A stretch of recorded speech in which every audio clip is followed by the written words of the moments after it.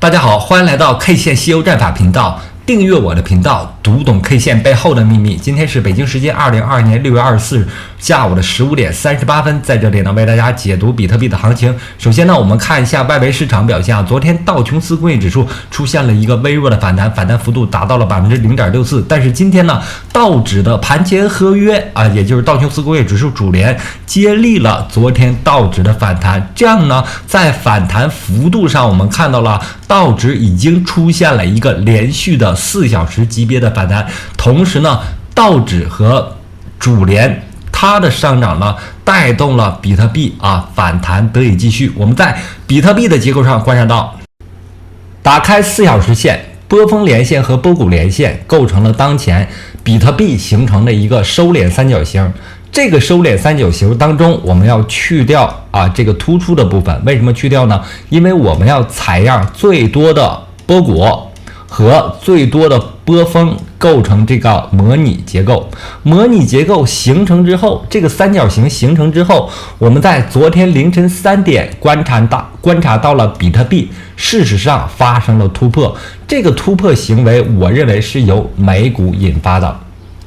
美股和比特币是同步的，但不是绝对同步，它是一种异步同步。所以呢，在美股的反弹过程当中，我们看到了比特币还在继续反弹，并且当前的反弹时间级别，我认为是4小时级别的。这一轮4小时级别，我们看到了这个位置悟空阳线，然后是8戒阳线组、沙僧阳线组虽然走势有些乱因为8戒曾经被杀死之后又被复活了，复活之后当前回到了沙僧阳线的这个位置上，所以呢，在4小时级别上，我们仍然有4小时级别反弹的一个预期。这个4小时级别的反弹是从何而来的呢？我认为是由这轮行情日线级别下跌吸油之后，时间级别切换、方向切换引发而来的。从焦点位跌落之后，日线级别跌落之后，发生了日线级别的下跌吸油。日线级别下跌吸油，我们切换方向看到了小时线的反弹。小时线反弹完成之后，它的时间级别得以延续反弹力度得以增强，最终呢形成了收敛三角。在接近焦点的这个位置上发生的突破，我认为是容易再次上行出来的。那么我们4小时级别上涨的目标位我们可以看到23000到24000这个区间最终呢得以完成4小时级别的反弹吸油。4小时级别反弹吸油完成之后，对下行的快速下跌的这个筹码缺口进行第一轮回补，回补完成之后还要跌下来。那当前的这个位置呢是4小时级别沙僧阴线沙僧阳线的这个位置。我们知道沙僧阳线组多震荡，沙僧这个位置多震荡，沙僧位代表了我们的人生，我们的人生多震荡所以呢，这里面我们看到了有快速的上涨，也有慢速的回落。这个回落速度是慢速的回落，不断的诱空误导我们空头进场。但是我们空头要不要进场呢？我认为是要进场的因为在行情当中，我们要有一个适度的观察仓，有了适度的观察仓之后，我们才能在后面的下跌趋势当中获利。因为整轮行情我们观察到了，目前周线级别我们处在什么位置呢？周线级别上，我们处在第3轮周线级别下跌吸油的过程当中。首先看上方这里是第1轮周线级别下跌吸油，发生了日线的反弹，然后这个位置这里面有个周线级别的下影线，这个位置是第2轮的周线级别下跌吸油，反弹级别反弹的时间级别仅仅是4小时级别。那么当前这个位置上正在进行的是第3轮的周线级别下跌吸油。第一根阴线呢叫悟空阴线，第2根阴线呢叫8戒阴线。8戒阴线后面会有沙僧阴线和唐僧阴线，但是在这个位置上8戒阴线它没有完全走完，它可能会形成一个8戒阴线组这个8戒阴线组呢，第一根阴线这个巨大的阴线，我们把它定义为8戒阴线，后面会围绕这个8阶阴线做一些震荡做一些震荡。那当前的周线级别上，我们正在这个震荡当中，这个震荡呢，我们管它叫妖怪 K 线。这根 K 线呢，为什么叫妖怪 K 线呢？它会干扰我们对周线级别行情下跌预期的一个判断。虽然它是阳线，但是它起到了干扰作用，干扰了我们继续做空，继续在熊市当中做空的一个作用。有了这个干扰 K 线呢，很多人容易在这个位置上比如说它已经发生了小线反弹了，已经发生了正在进行的4小时级别反弹，还没有走完。在这个时间，很多人容易布局多头。布局多头可不可能获利呢？会可能获利但最终呢，多头一定会被空头打败，因为行情在大周期上，我们看到了目前处在第3轮周线级别下跌的一个途中。反弹呢不构成反转，它只是干扰 K 线，干扰了我们对行情的判断。行情的大的趋势仍然是下跌所以呢，我们要把时间级别切换到大的周期上来观察方向在哪儿，我们应该布局哪个方向。清楚了这个事情之后呢，我们再把时间级别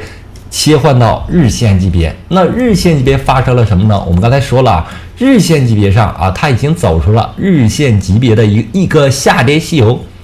一般呢，日线级别下跌西游完成之后，它会有反弹只要不是极端行情的话，它会有反弹。它的反弹时间级别从小线到4小时级别。那么这轮行情呢，我们从底部17605这个位置上已经看到了小日线的反弹。这个小日线的反弹呢，分别是由悟空阳线、8阶阳线、沙僧阳线组和唐僧阳线组构成。小日线反弹完成之后这个唐僧阳线并没有被杀死，它反弹又继续了。所以呢，我们判断它的反弹时间级别已经放大到什么呢？已经放大到4小时级别。那4小时级别上，我们看这个 K 线走势相对来说是比较乱的，但是呢，我们可以通过合并 K 线去除干扰 K 线，找到悟空阳线组、8阶阳线组、沙僧阳线组。那么当前的这个位置上正处在一个沙僧阳线组的势力范围之内。同时呢，我们刚才给出了这个4小时级别的结构是由波峰连线、波谷连线构成的。那么行走到当前位置，它正处在一个什么呢？近焦点的这个位置。近焦点的位置，我认为是行情容易发生突破的位置容易产生突破的位置。它的行走方式有这么几种。第一种方式呢是直接发生突破，第二种方式呢是打压下来之后绕过焦点位发生突破。总之呢，这个位置焦点位它是一个容易发生变化的位置。在这个变化位置当中呢，我们要有什么呢？我们要有对行情一个反弹的一个认知和预期。为什么要有这个预期呢？就是为了在我们布局空单的时候，在我们这个行情时间级别切换、方向切换不断变化的这个过程当中，我们布局的过程当中，防止多头把我们爆仓。所以呢，我们要控制自己的心态找到反弹过程当中合理的可以分布式分摊风险的位置，从小日线、4小时线就可以开始布局。那么当前处在4小时级别沙僧阳线的这个位置，4小时级别沙僧阳线的这个位置，那上方呢，我们还有23000到24000这样的一个预期。如果到达这里的话如果4小时级别反弹西游成立的话到达这里的话，我们应该再次布局空单再次加仓我们的空单。在当前位置呢，你应该有一个空单，这个空单是一个观察仓。那上方如果发生4小时级别反弹呢，我们要增大自己的仓位可以增大到1成到2成。那如果发生对称性的反弹，什么叫对称性的反弹呢？一定要清楚的记住对称性反弹是行情当中最残酷的一种方式。当前的下跌时间级别是日线级别的下跌，那么如果发生对称性的反弹，我们要有这样的预期。这根阳线呢是悟空阳线，后面这根是8阶阳线，然后再往上走一个日线级别的对称性的反弹西游。那如果发生对称性的反弹西游呢，日线级别反弹的目标位就要达到$27,000啊，这是对空头来说非常大的一个风险啊，因为当前位置到$27,000呢，会有30%左右的一个上涨啊，对几乎所有的空头来说，即使是5倍杠杆的空头来说啊，都会构成系统性的风险啊，所以呢，在行情的波动当中，要控制风险啊，就要控制自己的仓位和控制自己的杠杆倍数，所有的这些呢。首先一条控制仓位，首先一条啊，就是要找到合理的位置啊，控制自己的心态，不会被这个快速的上涨啊、快速的拉升啊、误导性的拉升改变自己的方向。行情整个趋势，我们刚才讲了啊，周线级别正在下行的趋势，反弹的不构成反转，它只是下行趋势当中的一个。妖怪 K 线，但是这个妖怪 K 线，我们要防止它妖性不断增强到日线级别，妖性不断增强到日线级别。所以呢，在行情当中控制心态小仓位布局、逐仓布局、各个位置布局把握方向才能在行情当中获利。行情当中，我在我的 K 线西游战法当中非常简单，只有3个东西：趋势、位置。和你的仓位，我最近补充了一点，就是时间关键的时间能让你获得更大的利润。比如说我在前几堂课中提到了早8点是币安收开盘的时间，那么下午3点到4点是 A 股收盘的时间，晚间9点半美股开盘这几个关键时间点都是可以做反转或者是做顺应行情的方向的。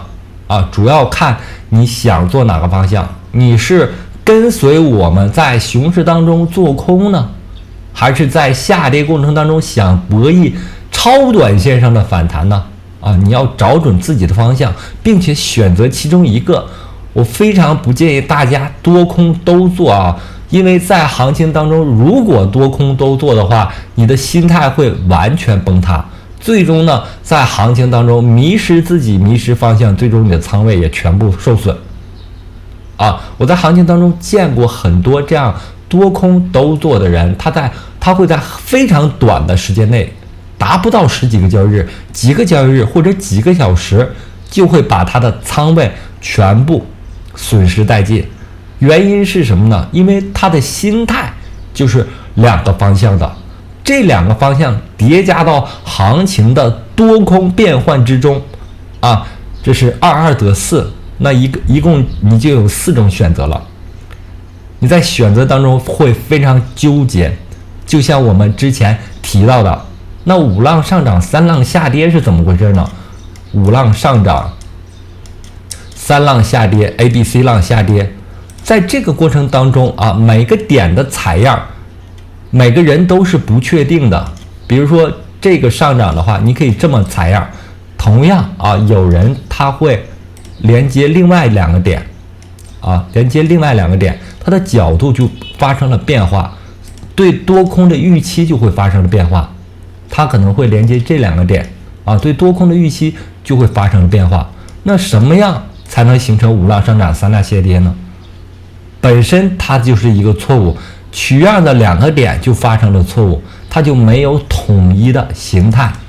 不像我们刚才画的这个黄色的收敛三角形，由波峰连线和波谷连线构成，采样最多的波峰连线和波谷连线。这样呢，你能在行情当中取到一个非常稳定的面儿的结构，一个2维的结构。在这个2维的结构当中，你非常容易分析到自己是处在哪个位置，应该做哪些动作，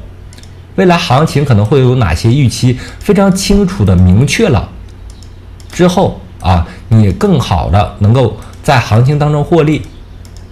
因为它是一个2维的思维，一个面儿的思维。5浪上涨3浪下跌只是一个1维的思维。你看这段下跌也是，我在当时正在下跌的途中我就说了，当你在行情当中找不到波峰连线和波谷连线的时候，这个行情就会继续下跌。如果你能在行情当中找到波峰连线和波谷连线，那么行情就要发生变化。那当前时刻在近焦点的这个位置上，是行情要发生变化的时候。所以呢，在行情发生变化的时候，趋势还没有完全产生的时候，我们就要有这个对仓位的一个控制啊，对未来可能发生的反弹或者发生的下跌的一个预判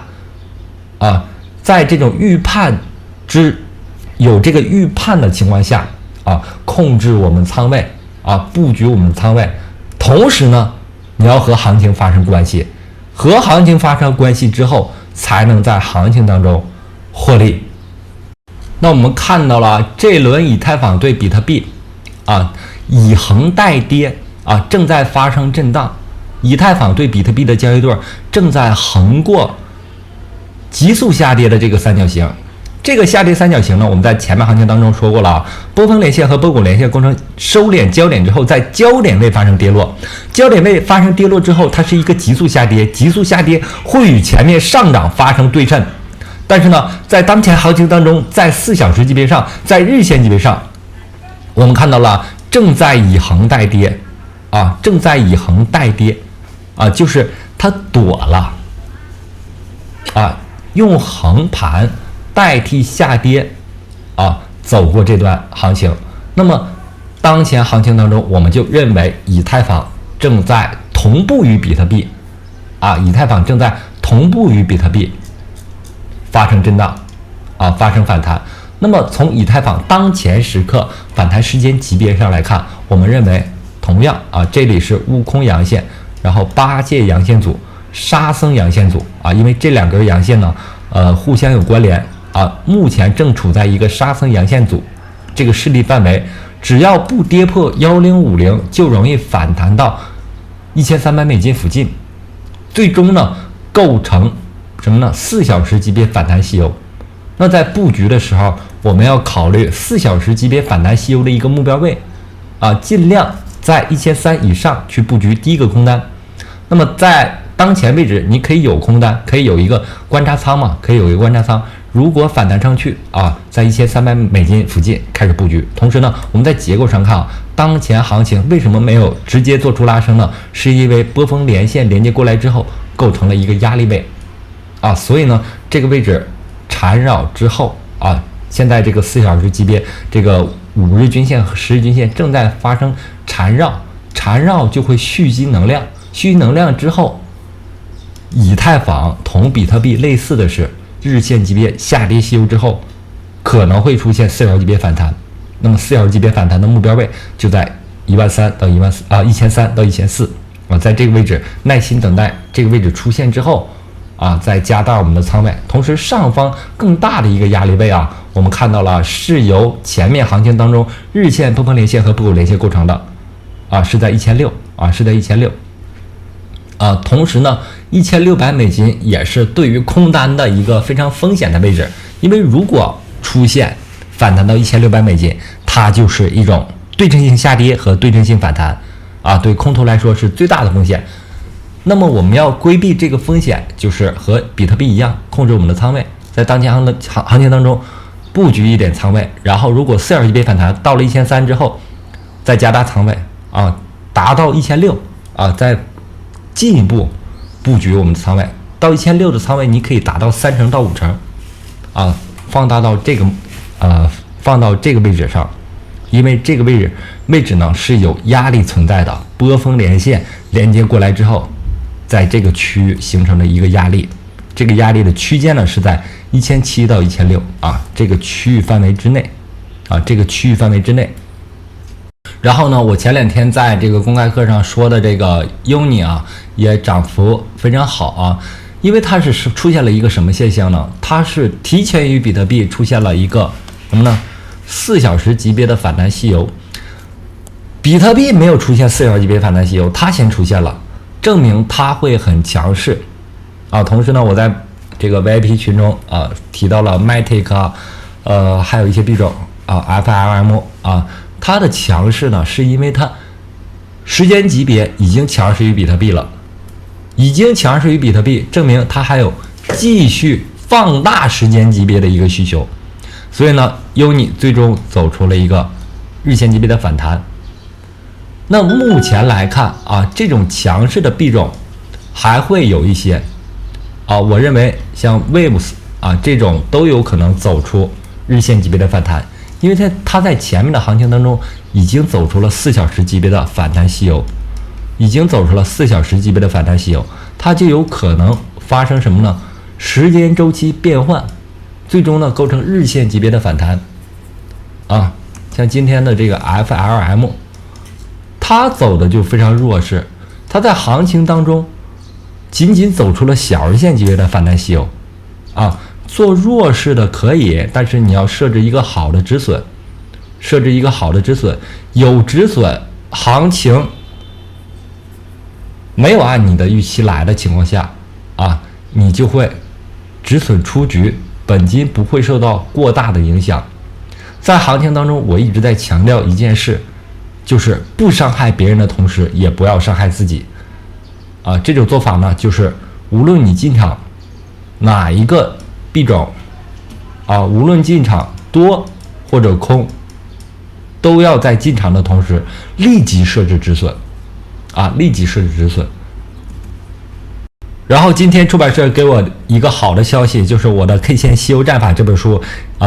首发的3000册已经全部印刷出来并且入库了啊，有订购的小伙伴可以联系我。然后非常感谢大家一直以来的支持和观看，同时呢，希望大家能够订阅我的频道，加入我的 Telegram 群或者 VIP 群，感谢大家，再见。